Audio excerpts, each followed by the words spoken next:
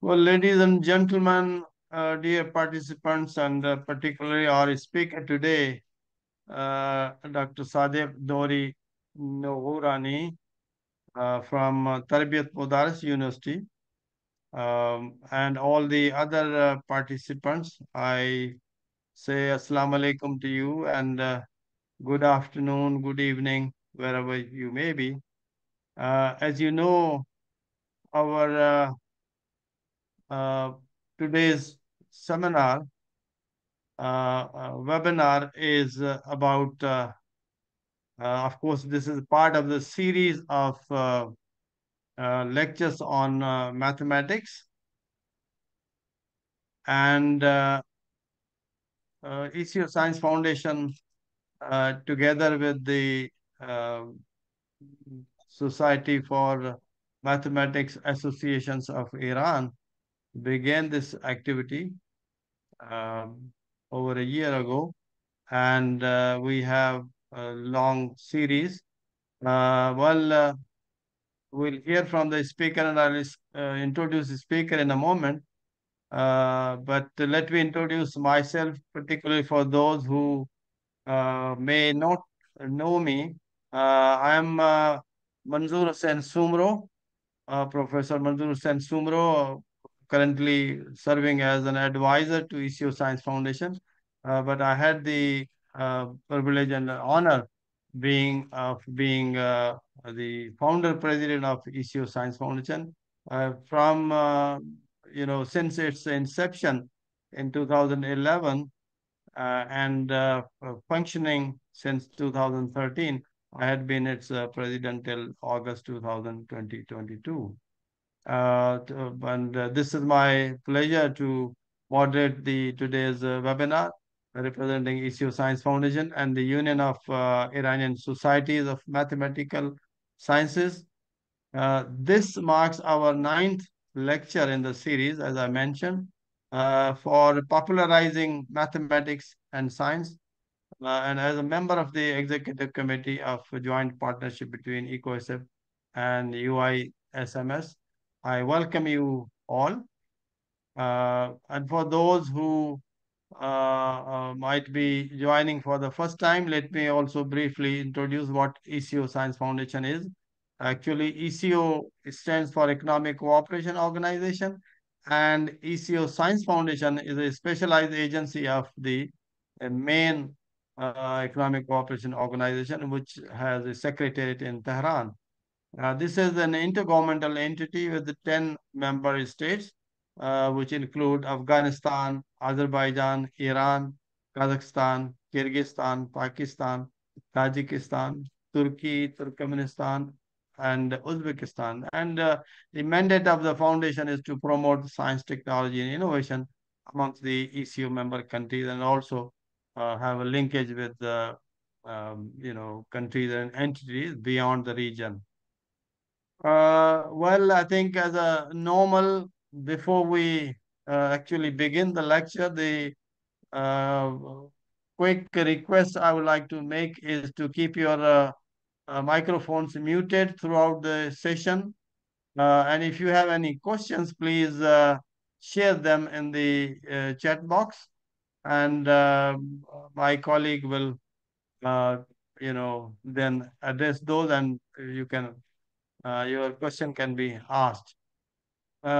Today's webinar, as I mentioned, is by Dr. Sadegh Dorri Nogoorani, who is currently assistant professor at the Tarbiyat Modaris University in Tehran. And his lecture is going to be on cybersecurity and privacy, cybersecurity and privacy skills necessary for today's life. And I hope the lecture is going to be useful for not just the mathematicians, but also for ordinary people. Uh, Dr. Nori is, uh, as I said, assistant professor, but he's also heading the blockchain laboratory at the electrical and computer engineering faculty of Tarbiyat Modaris University in Tehran, Iran. He's also very active in the Iranian Society of Cryptology. He holds a master's in computer networks and a PhD in computer engineering from Sharif University of Technology, very well known, in the region. His research interests are, of course, blockchain and distributed ledger technology, security, privacy, trust, and distributed systems. Uh, may I now request Dr. Nogoorani to please begin with his lecture, and after the lecture, we will have a question answer session. Thank you. Over to you, Dr. Dorri, please. Bismillah ar-Rahman ar-Rahim. Salam alaikum wa rahmatullah. Hello, everybody. Thank you, Professor, for my introduction, and I'm glad to be here to this webinar, which is organized by ECO Science Foundation, the Iranian Union of Iranian Societies of Mathematical Sciences, and by cooperation of the Iranian Society of Cryptology. Our talk today is about security and privacy skills necessary for today's life. Okay, let's start by a short motivation, a short introduction to the topic. Then I will talk about our agenda today. As we know, we are living in a hybrid world, a physical world that we actually are living physically, and more and more we are interacting and living in another virtual world or digital world. So we are in a hybrid world, and our talk is around this hybrid life. We are actually using the virtual world, and we are in a digital, in an online meeting now. We are all from all around the world can gather here and say everything, talk with each other, and interact over the internet.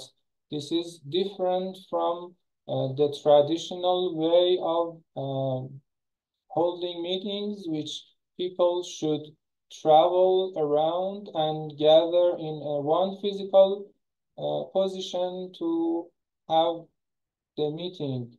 But our digital life is not restricted to this.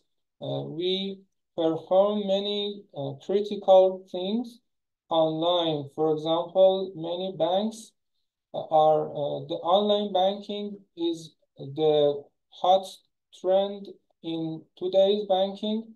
And if one bank does not offer a good online banking system or mobile banking system, it will be preceded by other banks who are more active in this regard. So we perform critical things, finance, business over the internet. But this is not restricted to these two examples. Even we can do many more government-related activities in the form of e-government or electronic government online and remotely. We are very busy now. We have all our time filled by our duties and more important things than going to some desk and filling a paper form. We are glad to be able to remotely do our government-related activities, filling forms, requests and other things, even using just the justice system, and it saves us a lot of time and helps us to be more focused on what is important. But this is not this digital world and digital life is not restricted to adults. My examples were more related to adult people. Before the COVID-19 pandemic, and especially and more actively during the pandemic, the education system for our children moved to the digital world. Teachers and students were connected through the internet and used e-learning platforms for education, and this helped us restrict the pandemic and go through after it.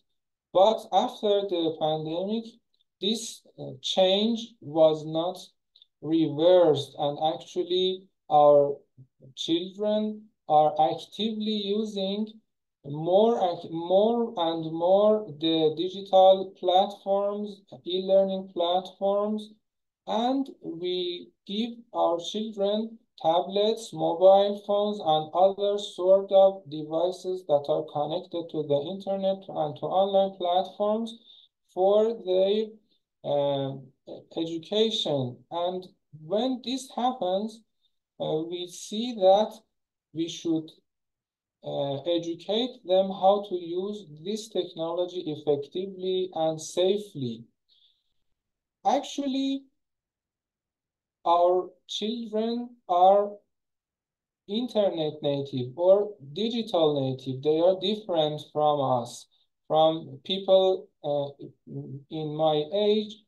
When we were born, there was not that much access to the internet. Nothing were virtual, and gradually we get adapted to using the internet to perform our tasks. During this graduation, we learned a lot and we are educated indirectly about this type of interactions. But our children are born in an age that it is the typical way of doing things. This is going online is a part of our life that is not separable from real life. So they are in the digital world, and but we should educate them to be safe there. They and we are using the social media, social platforms, social networks that do not have a replacement in the physical world. This is a new world, a new lot of options and possibilities that were not possible in offline world and in physical world.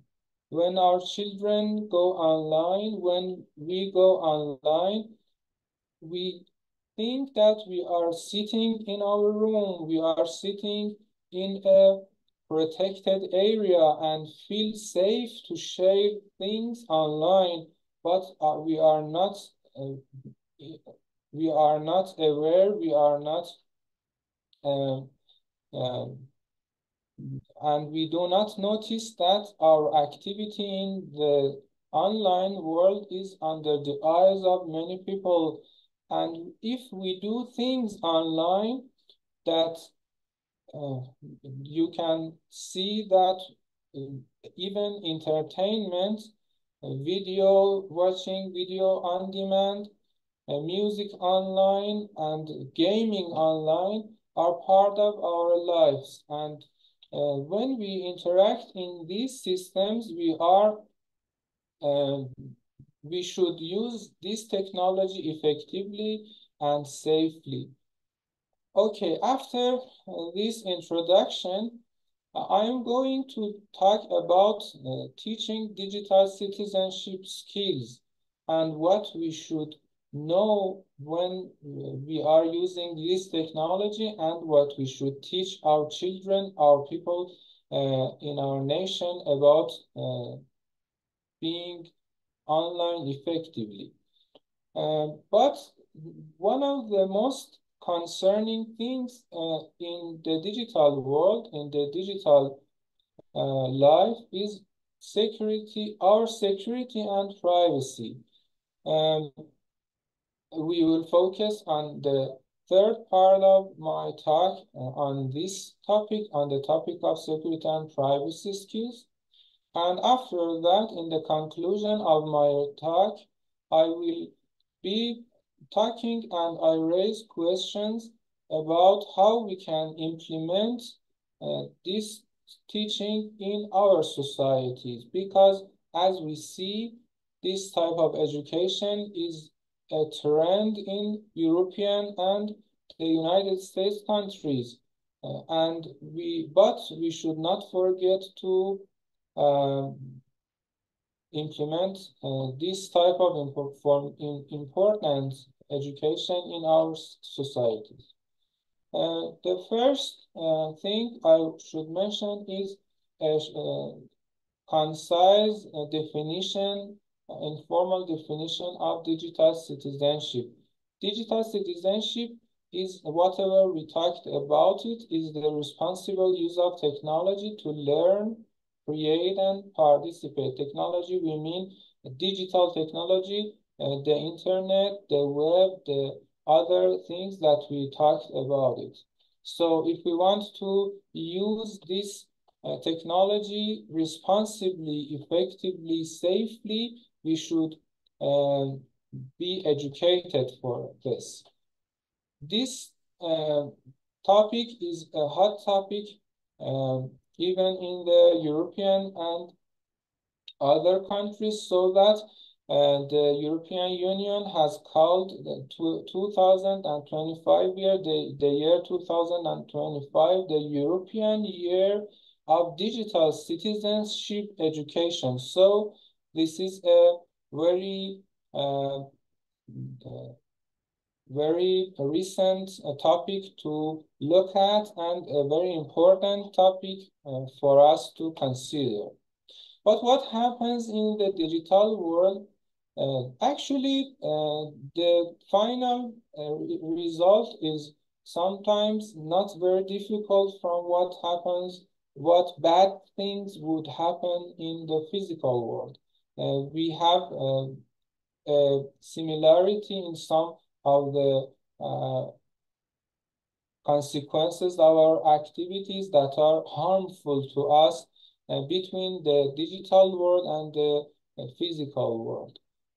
When we use the internet, the technology to perform business, to perform online tasks, to move, transfer money and other things, we use accounts and online identities.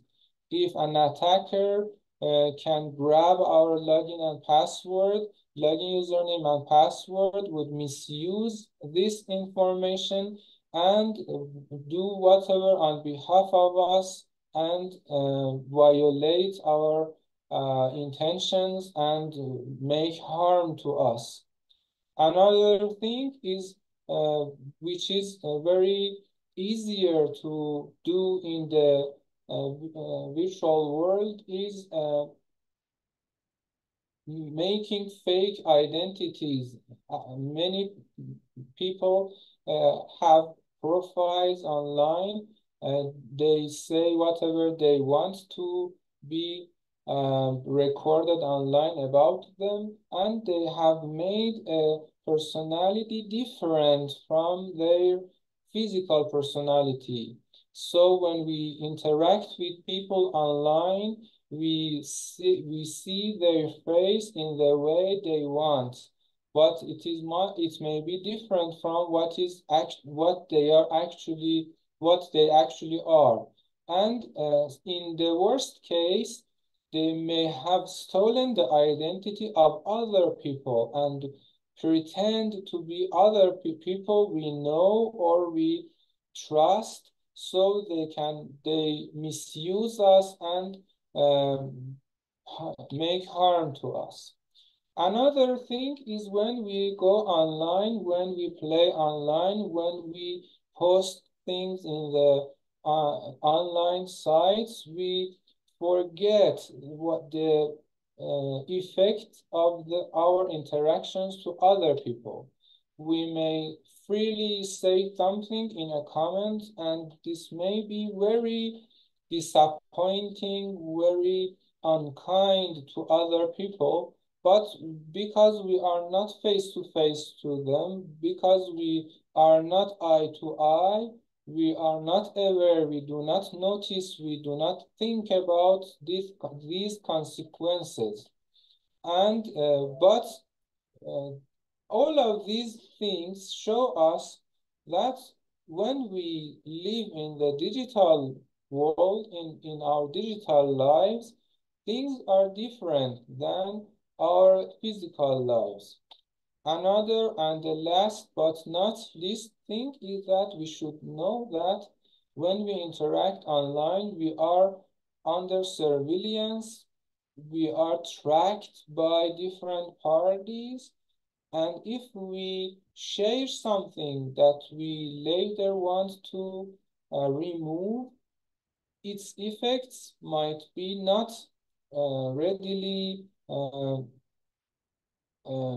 readily deletable, and what we have shared will be out of our hands, and we may have we may face difficulties, we may face problems because of what we have shared online without thinking correctly, without thinking about the consequences. This happens very often to our children and to, I will say at the end of my talk, to the old people who are not familiar with the technology, or they are too comfortable with the technology. So they forget about the consequences, or they may not know the consequences of their activities. All these things need education. We should warn people, we should aware them, we should educate them what are the consequences of their activities, what they should know, what they should consider about their activities, and what happens, uh, what are their responsibilities, what are the other people's responsibilities in the digital life, so that they can use this technology effectively. This leads us to digital citizenship education, which is a general term for all of these things that we talked about. I should mention Project Zero from Harvard Graduate School of Education, which is a very influential and very deep research around digital citizenship education, which lead the Common Sense Media. Let me say, from this part of my talk, I'm going to look into different syllabus, different curricula around teaching digital citizenship. So the first one is about the Common Sense Education site, which has very good content related to our talk. Our our we introduce these names as examples. I do not promote them. I'm not connected with any of them, and but would like to be case specific and more specific for further study, for further reading, and for further consideration. So let me go back to my talk and continue my say. Common sense education has a very good site around the teaching digital citizenship. I have presented the 6 core topics that are covered by this site: media balance and well-being, privacy and security, digital footprint and identity, relationships and communication, cyberbullying, digital drama and hate speech, news and media literacy. As we see, these core topics are very broad and very comprehensive. They are about digital citizenship, but actually we face many of these topics in our physical living, and this shows us it may be a very good restart for learning, for educating, ethics and other things that we should keep in our minds. Let me show you the more related topics for our talk.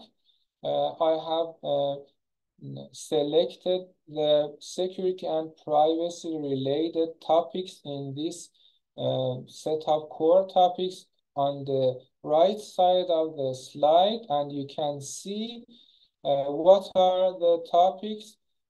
For each topic, let me say the topics are about surveillance on the internet, about data collection on the internet, about keeping passwords safe, about what is personal and what can be shared and what cannot be shared on the internet, and other things that are very important for acting in the digital world.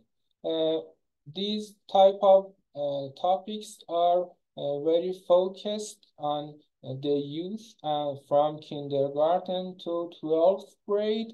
As you can see, there are free lessons and activities that can be used by teachers, by parents, and whatever people who are interested in teaching these things, or can be used by individuals who are interested to learn. In each topic, there is a text description, some videos, some lesson slides that are tailored to different ages, and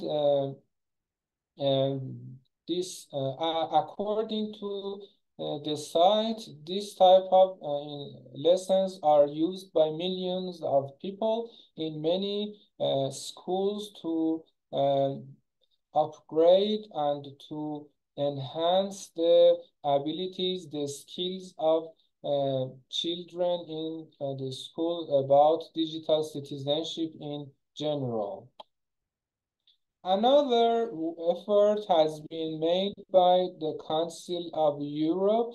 And you can see in this slide that they have divided the topic into 3 sections: being online, well-being online, and rights online. These domains have different focuses and highlight the most important aspects of digital citizenship. And one of these sections is about privacy and security. There is a fact sheet on that site that can be used to design and to make courses, to make curriculum and other educational material around.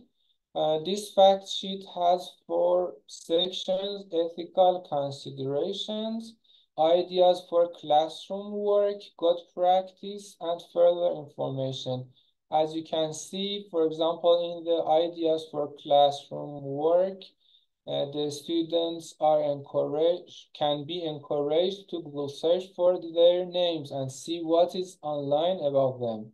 Or there is a play decide role-playing game which can be used by teachers, that during this game, the students, the children get familiar with different topics that should be learned by them by game playing and by gamification. There is a very good part in further information, which points to other curricula and other sites which have useful things related to, for example, this part, which is privacy and security part. And in conclusion, this is a very useful resource for people to design courses. But the things are not limited to these two examples. There is a safety, privacy, and digital citizenship project in Berkman Klein Center for Internet and Society at Harvard University, which you can see the web page of this project. The output of this project was a digital citizenship plus resource platform. In this platform, as you can see, different users, administrators, teachers, parents, and youth can access to different tools for learning different things about digital citizenship. And some of the information are produced in different languages that you can see on the right side.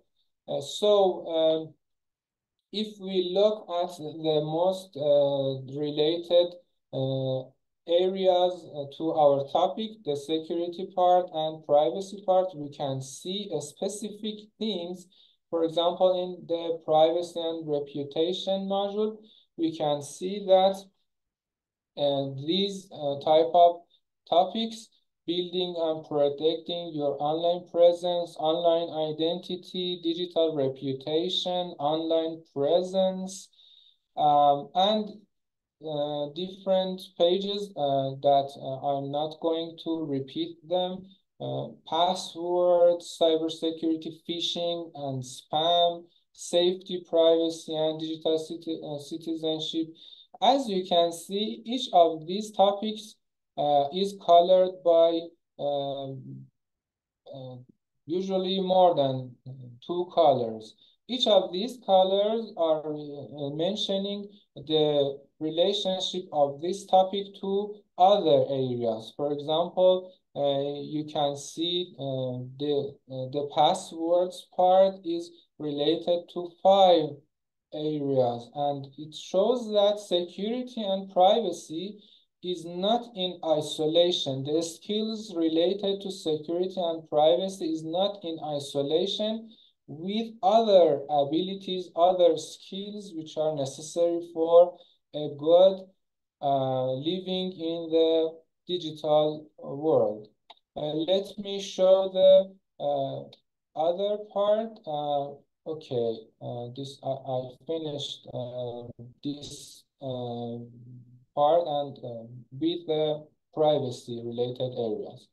But as we talked about in the start of our talk, the privacy and security concerns are very highlighted and very important in our activities online. So we focus on this part, and we see that special focus is devoted to security and privacy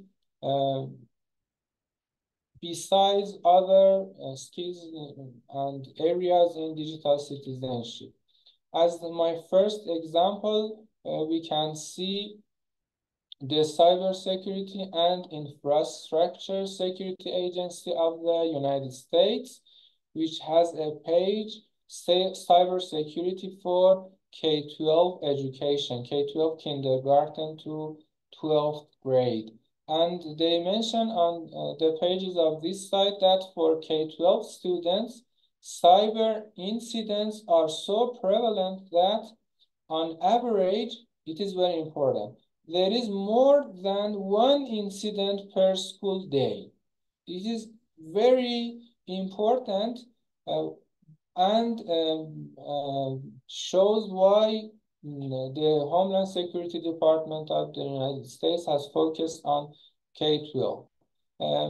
As I say, this may be different for our countries, our societies than the developed countries, and we should take into consideration our differences and design our curricula according to these important differences. Another part of this site is about protecting the future. Actually, I should say that this site is more focused on adult people, on specialists, on administrators, IT specialists who are uh, very active in the technology. And one of the parts is about education training for students or youth or the youth. As we can see, there are different things in this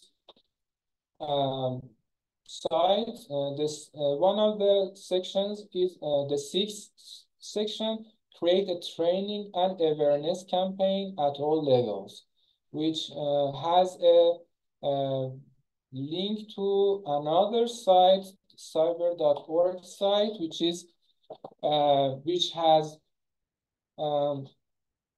cooperated with the Cybersecurity and Information Security Agency of the US for producing some cyber safety video series. As you can see, the topics are multi-factor authentication, being known of the Internet of Things, and the security and safety of operating things over the internet or accessing them, connecting them to the internet. Social media safety, ransomwares, malwares, phishing, which is very important for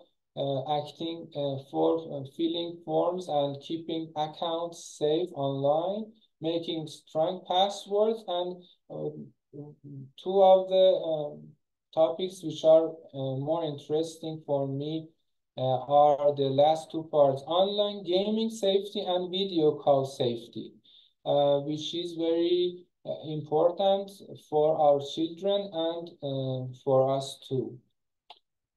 If we go into cyber.org, we see that this site is not limited to some videos which are very limited in topics, but there are long courses, 1 term or 1 year course. For example, the cybersecurity course, which is an introductory course for students in K-12 grades. And there are many detailed topics in this curriculum for education. The topics are divided into two primary domains: the security domain and digital citizenship domain. Actually, we see this division in our tag 2. So this is a natural division which should and mentions us that educating about security is not different, is not separated, and is not isolated from digital citizenship education. And these two domains are deeply intercorrelated and should be considered together. If we look at the topics, we see that the security topics are passwords, layered security attacks. I should say that this curriculum is more technical than other ones that I mentioned.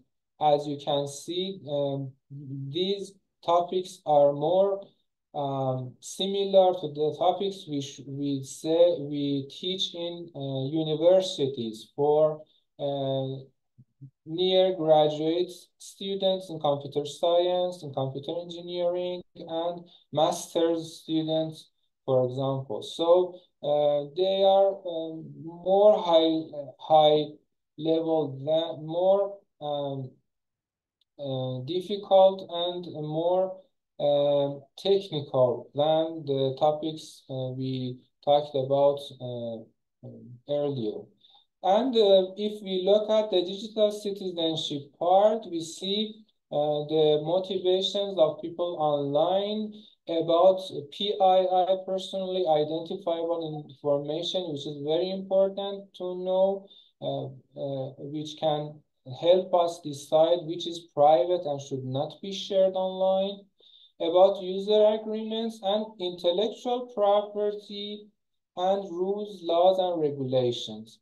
Let me say one notice here. When I was creating these slides, I was trying to mention the sources I use, but when I saw a picture or a photo on one site and I wanted to know if the picture, what is the credit of the picture, what the credit of the picture should be given to, and used image search, I suddenly saw that the sites are freely copying photos from other sites. When we see this, we know that the intellectual property, the consideration of intellectual property is very low in even between technical people, even between the people who produce information over the internet, who are sometimes they are famous people, sometimes they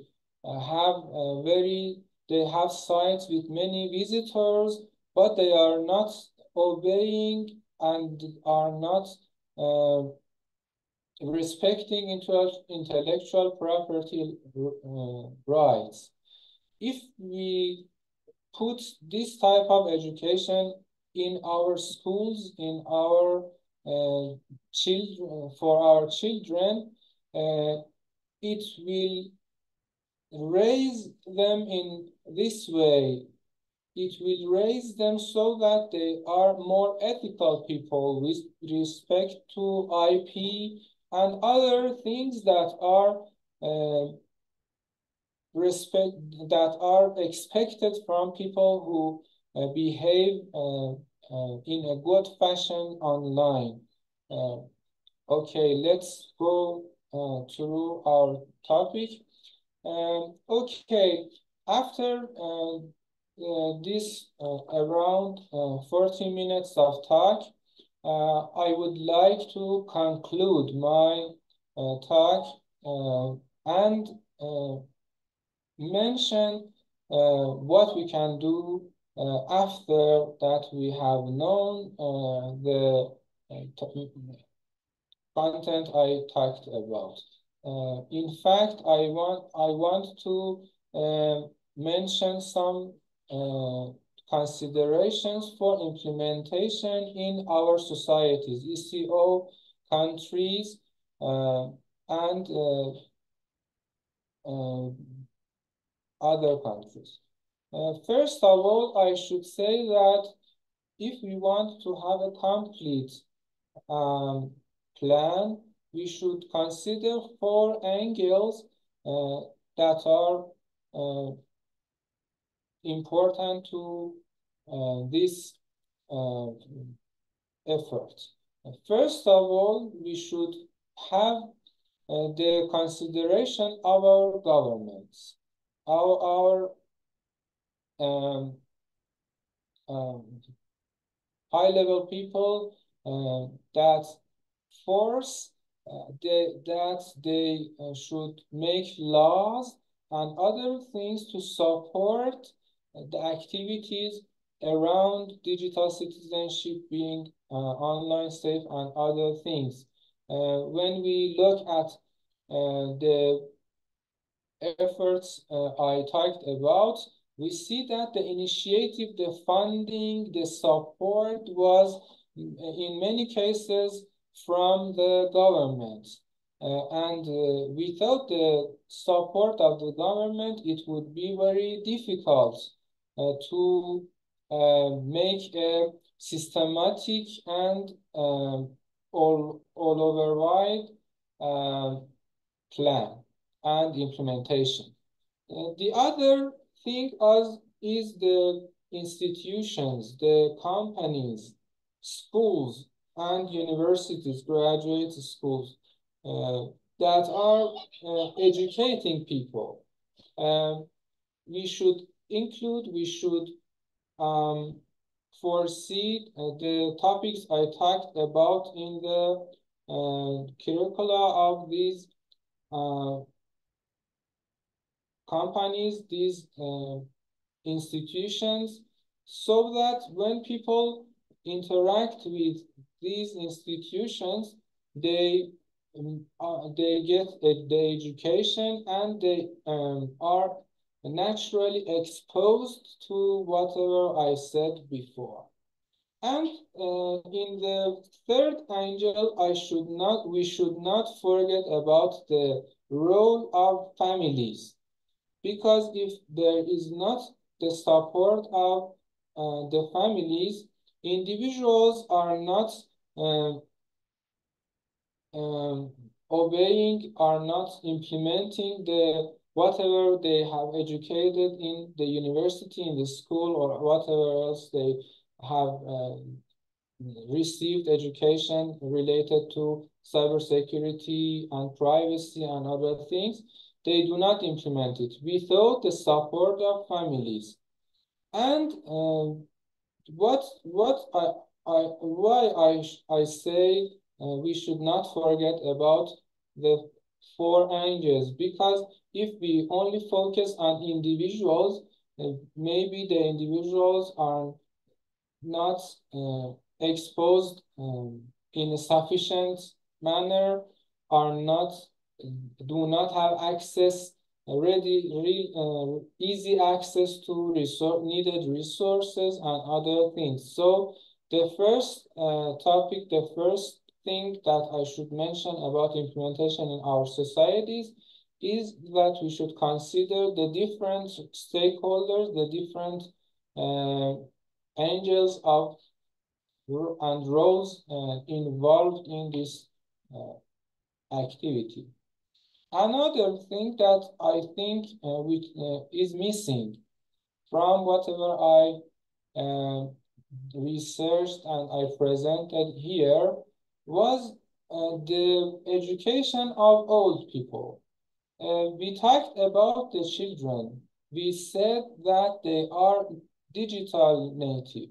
We said that they are born in a world that being online is the usual way of living. They did not have time to be educated before they go online. This is different from what people around my age have experienced. As I said before, we introduced with the online world gradually, and we had time to gather experience and know what happens when whatever we do. But we should not forget about the elder, the old people, because until now, until some time, they avoided to use the technology, they avoided to do things online. They did not participate in social networks because they were not educated, they were not comfortable with this technology. But nowadays that many things go online, nowadays that the digital life cannot be separated from our physical life, the old people are forced. They do not have another option other than doing things online. And when we go online, they are confused about the options. They do not know the consequences of their actions. Just as I said about the children. The children are not mature enough, and the old people are not educated enough to work. So the second thing I think we should consider is about educating elders. The third thing about our culture, our differences from the countries, the regions I talked about before. We are different from the European countries. We are different from the United States. We are different from whatever else. We have a common culture. Actually, many of the countries are Muslim countries. We have our cultures. We have our traditions. We have our beliefs which are different from other countries. And when we design courses, when we design resources for digital citizenship education, we should consider these differences. Um, our children are different, and our way of looking into things, of what we should say to our children, what we should give to our children, these beliefs are different from other countries. And I think it is very important to uh, consider these differences in our curriculum. Okay, this was my talk. I would finish my talk now, but before that, I would like to uh, welcome you, and I would like to invite you to take part in our conference, the 21st International Conference on Information Security and Cryptology in Iran, which is the flagship conference related to the uh, specialized topics in information security and cryptology, and the more technical things are discussed in this conference. We cover a broad range of topics which the researchers, graduate researchers, PhDs, and university students can attend our conference, present their work, and get familiar with the topics we talk about. And there is an online option for foreign people who are outside Iran, and they can take part in the conference. They can present their papers and take part in keynote speeches Thank you. on Thank you, on Dr. the Dorri. Thank you very day. much. Yes. Thank you so I, much. yes. I Thank you would so like to. much. Okay, you have something more? Yes, no, I want to know your opinion and experience here, and Okay, that's it. Thank you very much. right. Thank you. Thank you very much indeed, Sadegh Dorri. I think your talk has been wonderful in terms of awareness of general public. And I personally am really impressed with particularly the concern indicated, shown by you, and the need thereof for the digital citizenship, the requirement for a digital citizenship. And of course, we are all into this era. You talked about big data dilemma. uh, Dear participants, he also spoke about, being online, the well-being online, and what are the rights online. all this has to be developed. What is the privacy of people online and the security? But as I said, more importantly for me, the cybersecurity for K to 12 students, and this is our future. The young children are our future, and we must, prepare the curriculum for uh, basic cybersecurity accordingly. You spoke about role of family of kids, and you very rightly mentioned that the old people, or what I usually call the elderly, may not necessarily be so much educated about the digital jargon and the technology, and therefore the digital education of the elderly is also important. I'm really pleased to share here that the Mustafa Science and Technology Foundation, which is secretariat is in Tehran. I have been on behalf of ECO Science Foundation, and my personal behalf, one of the founder members of that foundation, and have been trying to help them. Currently, I'm on their advisory board, so I advise them to actually organize something about the elderly, what is called globally the third age people.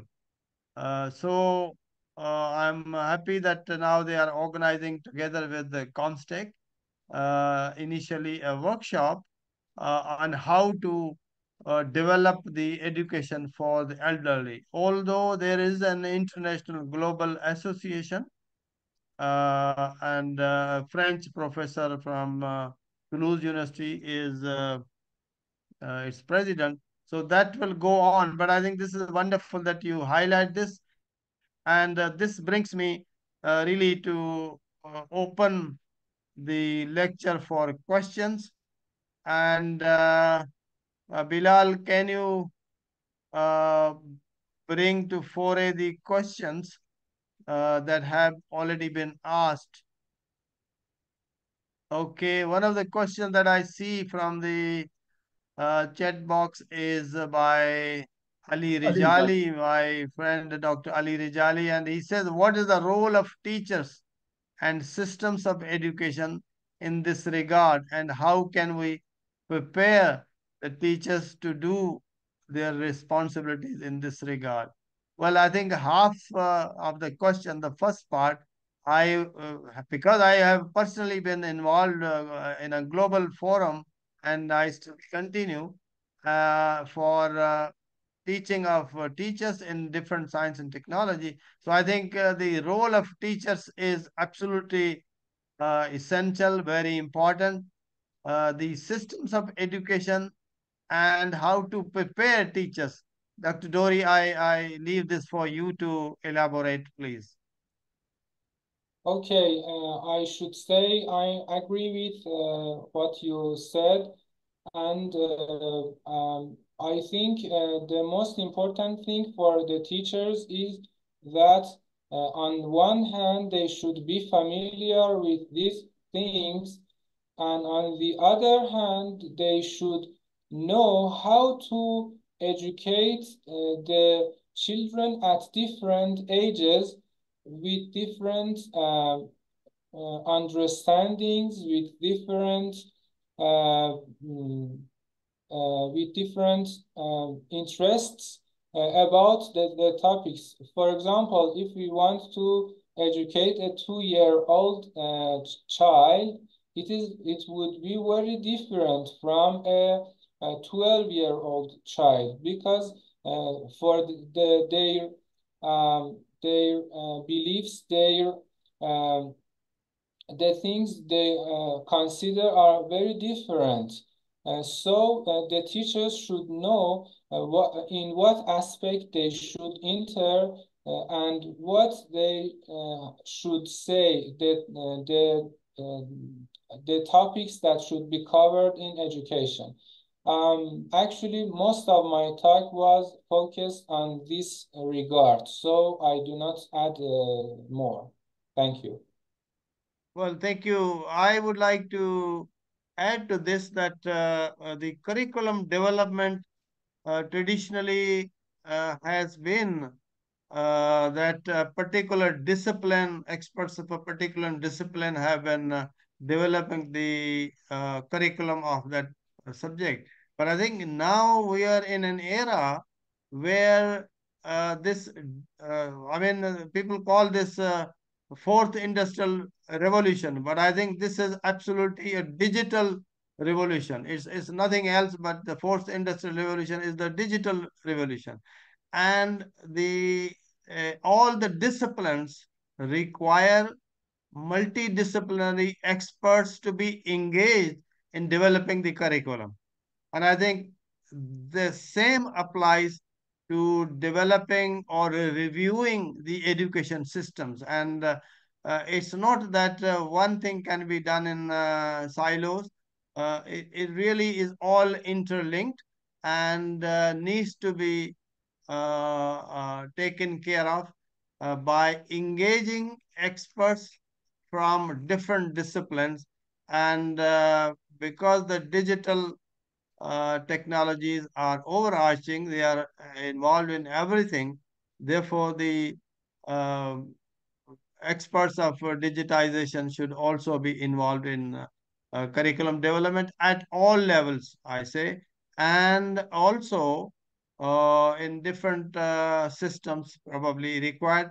I really appreciate, Dr. Dorri, that you mentioned about the culture of this region, the ECO, the 10 countries, and I would say even stretching further northeast to Xinjiang in China, the culture is such that anything developed in the advanced world is not easily accepted in our culture. And the culture is also something that plays a major role in adopting the technologies or interpreting some of the things. So uh, that is also very important. You very nicely highlighted that that should be taken care of. Now it's up to the policymakers how they take these things seriously. But I think I would request our Iranian colleagues also and Pakistani colleagues, and through this uh, channel, all the ECO member countries to look into this cultural aspect in implementing any educational programs as well. Thank you. Is there any question? I didn't see in any chat box. Bilal, if there's any question, No, please can you highlight? there was only one question from Mr. Jolly. So far we do not have any Okay. response. All right. So I still give a chance to anybody, although we have crossed our time limit of 1 hour. So if there is any other question somebody wants to highlight, please do it right away. Otherwise, we will close.